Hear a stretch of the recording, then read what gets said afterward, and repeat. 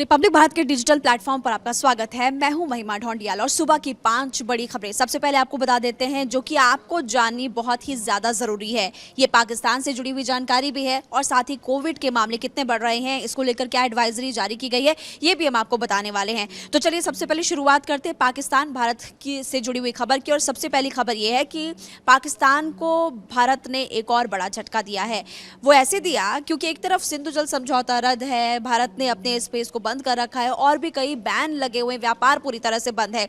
लेकिन पाकिस्तान को ये लग रहा था कि अब ये सारा मामला थोड़ा बहुत शांत हो रहा है तो भारत शायद अपने एयर स्पेस का इस्तेमाल करने के लिए अप्रूवल दे देगा, इजाज़त दे देगा। लेकिन बड़ी खबर ये है पहली कि 23 जून तक के लिए अपने एयर स्पेस को पाकिस्तानी विमानों के लिए भारत ने बंद रखने का ही ऐलान किया। यानी कि जो पहले नोटिस जारी किया गया था वो जारी रहेगा 23 जून तक। तो 23 जून तक अब पाकिस्तान के जितने भी विमान हैं उनको घूम कर जाना पड़ेगा। उनका बहुत ज़्यादा खर्च इससे बढ़ रहा है, समय की बर्बादी हो रही है, वहाँ के लोग परेशान हो रहे हैं और ये जो प्रतिबंध है, ये बैन जो है वो 23 जून तक रहने वाला है। तो पहली खबर तो ये हो गई। दूसरी बड़ी खबर अब हम आपको ये भी बताने वाले हैं कि आखिरकार सिर्फ एयर स्पेस ही भारत ने बंद किया है या फिर बाकी जो बैन है उनको हटाया गया, उनको रखा गया है, इसके बारे में क्या जानकारी है।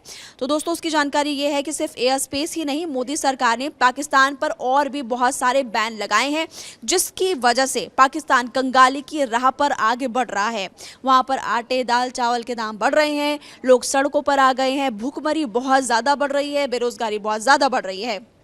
तो चलिए अब बात कर लेते हैं और बैन्स की जो कि भारत ने लगाए हैं और कौन कौन सी चीज़ों पर बैन लगाए हैं। देखिए सिंधु जल समझौता जो निलंबित किया गया था सरकार की तरफ से, वहाँ पर पानी भी नहीं लोगों को मिल रहा, सूखा पूरा हो रहा है, किसान परेशान हो रहे हैं और बूंद बूंद के लिए मोहताज वहाँ के लोग हो रहे हैं। तो ये निलंबन इसी तरह से जारी रहने वाला है। दूसरा व्यापार होता था दोनों देशों के बीच, वैसे भी बहुत ज़्यादा व्यापार नहीं होता था, लेकिन बची कुछ जो व्यापार था, जो एक्सपोर्ट इंपोर्ट का बिजनेस था, वो भी आने वाले समय तक बंद ही रहने वाला है। इसके अलावा पोस्टल सेवा, ये रोक अभी भी भारत सरकार, मोदी सरकार ने जारी ही रखी है। बंदरगाह भी बंद रहेंगे। इसके अलावा अटारी वाघा बॉर्डर, जिसको लेकर जब पहलगाम आतंकी हमला हुआ था उसके बाद 5 बड़े फैसले किए गए थे और इसमें ये भी बड़ा फैसला किया गया था, अटारी वाघा बॉर्डर बंद रहेगा। तो ये प्रतिबंध भी अब रहने वाला है, यानी कि ये भी अभी बंद ही रहने वाला है। पाकिस्तानियों के वीज़ा से जुड़ी हुई जानकारी हमने आपको पहले भी दी थी, जो उस वक्त पे बंद की गई थी, ये भी अभी बंद रहने वाला है। एयर स्पेस, जैसे कि मैंने आपको पहले भी बताया, 23 जून तक अभी एयर स्पेस बंद रहेगा।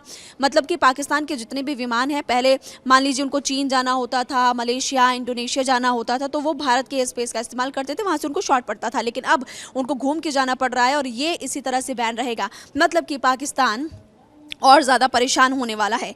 आगे तीसरी बड़ी खबर क्या है? तीसरी बड़ी खबर यह है कि भारतीय सांसदों का जो डेलीगेशन है, टोटल कितने ग्रुप है? 8 ग्रुप। उनमें से जो पहले कुछ ग्रुप्स हैं वो अलग अलग देशों का दौरा कर चुके हैं, मतलब उनका दौरा शुरू हो चुका है। और अभी आपको हम ये बताएंगे कि आज एक और डेलीगेशन अमेरिका के लिए भी रवाना होने वाला है। इससे पहले ग्रुप 1 में शामिल है असदुद्दीन ओवैसी। असदुद्दीन ओवैसी जब विदेश दौरे पर निकलने वाले थे उससे पहले उन्होंने मीडिया से बात की। तो एक बार हम आपको ये सुना देते हैं कि असदुद्दीन ओवैसी ने आखिरकार क्या कहा। देखिए, हम ग्रुप 1 में है जिसके इसको हेड कर रहे हैं जय पांडा साहब। तो आप जानते हैं कि हम लोग 4 ममालिक, 4 कंट्रीज को जा रहे हैं। पहले बहरीन को, उसके बाद कुवैत, फिर किंगडम ऑफ सऊदी अरेबिया और आखिर में अल्जीरिया को। तो अब जाहिर है जो पहलगाम का वाकया हुआ, दर्दनाक वाकया, और जो पिछले कई बरसों से आप और हम जानते हैं कि हमारे पड़ोसी देश पाकिस्तान अपने ही मुल्क से टेररिस्ट कैंप्स को चलाता है, उसकी सरपरस्ती करता है, उसको सपोर्ट करता है और फिर ये लोग हमारे मुल्क में आकर यहाँ पर टेररिस्ट एक्टिविटीज़ करते हैं। तो इन्हीं चीज़ों को हम इन 4 कंट्रीज में जाएंगे, उनके सामने रखेंगे। असदुद्दीन ओवैसी ने साफ साफ कहा कि पाकिस्तान ने जो हरकत की है उस पर हम पर्दाफाश करेंगे, मतलब कि पूरी दुनिया को बताएंगे कि पाकिस्तान ने क्या हरकत की थी और अभी पाकिस्तान आतंक को कैसे बढ़ावा देता है। यानी कि यहाँ पर भारत सरकार के साथ विपक्षी नेता भी, जैसे कि आप जानते हैं कि केंद्र में मोदी सरकार है, बीजेपी की सरकार है, तो ऐसे में कुछ लोगों को ये लग रहा था कि शायद विपक्ष के कुछ नेता बयानबाजी तो कर रहे हैं लेकिन कुछ लोग साथ नहीं होंगे। लेकिन असदुद्दीन ओवैसी इस ग्रुप में शामिल हैं और वो भी कह रहे हैं कि पाकिस्तान को सबक सबक सिखाना ज़रूरी था। और अगर आतंकवाद को इसी तरह से पाकिस्तान बढ़ावा देगा तो पूरी दुनिया को बताना ज़रूरी है कि पाकिस्तान क्या हरकत करता है। आगे बढ़ते हैं और अगली बड़ी खबर तो बहुत ही ज़्यादा ज़रूरी है, इंपॉर्टेंट है। वो ये कि पाकिस्तान हमेशा से भीख मांगता आया है और एक बार फिर से भीख मांगने के लिए वहाँ का प्रधानमंत्री शहबाज शरीफ निकलने वाला है। मतलब कि अलग अलग देशों का दौरा वो शहबाज शरीफ करने वाला है। ये मैं आपको बताने वाली हूँ चौथी बड़ी खबर में कि शहबाज शरीफ कौन कौन से देशों का दौरा करेगा, क्योंकि कटोरा तो उसके हाथ में है। कटोरा लेके जाएगा दूसरे देशों में और मांगेगा भीख कि मुझे थोड़े पैसे दे दो। तो उन 4 देशों का दौरा जो करने वाले हैं उनका नाम है तुर्की। टर्की ने ऑलरेडी पाकिस्तान का साथ दिया ही है, आपने देखा था एर्दोगन क्या कह रहा था। ईरान, अजरबैजान के साथ साथ अब तजाकिस्तान भी शहबाज शरीफ जाने वाला है।